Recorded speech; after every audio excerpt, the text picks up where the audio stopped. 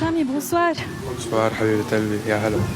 بظل الأوضاع اللي عم يمرق فيها لبنان والتخوف اللي نحن فيه، وخاصة من نص ساعة القصف اللي صار على الضاحية، أنت ضليت مصر وعندك الجرأة أنه تكمل بحفلتك، كيف؟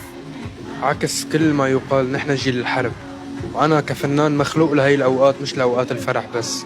نحن موجودين هلأ بهذه الأوقات لنعطي أمل وفرح للناس، وهلأ طالع أعمل أحلى حفلة بحياتي يمكن، إن شاء الله. إن شاء الله، وجمهور برا ناطرك أكيد.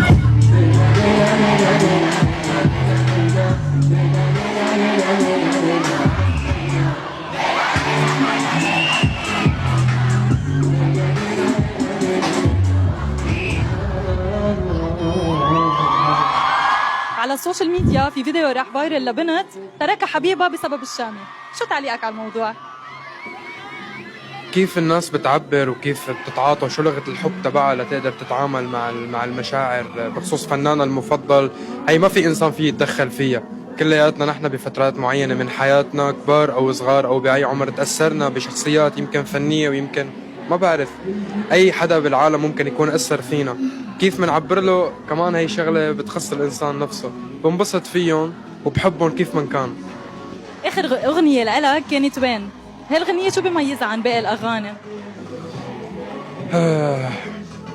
إذا في أقول إنه اللي بيميزها عن باقي الأغاني إنه كنت عرفان 100% هي شو حتعمل.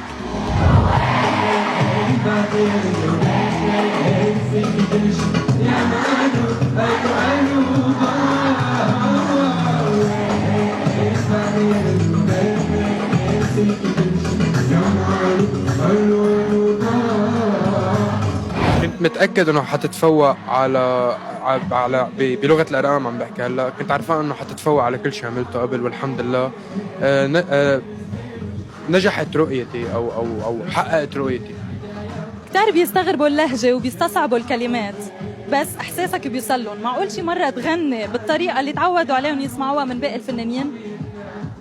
بعتقد هي الثقافة عم تبلش تنتشر بالعموم، وأنا باعتقادي الموسيقى بتنحس أكتر ما تنقرأ، ولو إنه في شفافية عالية بموسيقتي بتقدري تحسيها بسرعة. في حدا بحياة الشامي اليوم؟ ما بحس، يمكن. هذا مش جواب. أنا جوزاء ما كتير بعرف حالي، أعطوني وقت. طيب ليه اخترت انه كل العالم بتعرف كل شيء عنك بالوقت اللي انه في كتير فنانين بيتكتموا عن هذا الموضوع؟ ما بعرف، ما بحس إنه بيعرفوا كل شيء عني، بس بحب كون بكامل الشفافية معهم. في اشياء بتركها لنفسي وفي اشياء بحق لهم يعرفوها عن فنانهم اللي بيحبوه.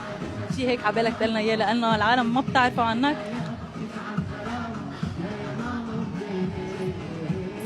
لو عبالي يعرفوا كانوا عرفوه، صدقا ما بخبي عنهم اي شيء لازم يعرفوه، كتير شفاف معهم.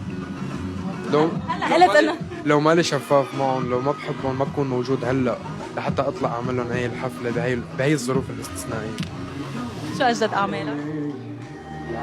مش كتير باين الفترة الجاية، بس محضر باقي الألبوم يلي هو حكيت عنه، دوالي وبس ما تفل. فيما بعد هاي الفترة مش كتير باين الموضوع، لنشوف. شكرا لك وبنتمنى لك حفلة بتعقد إن شاء الله يا رب. حبيبة قلبي شكرا كتير. اللي حسنا على شي خسران يا قلبي استنى.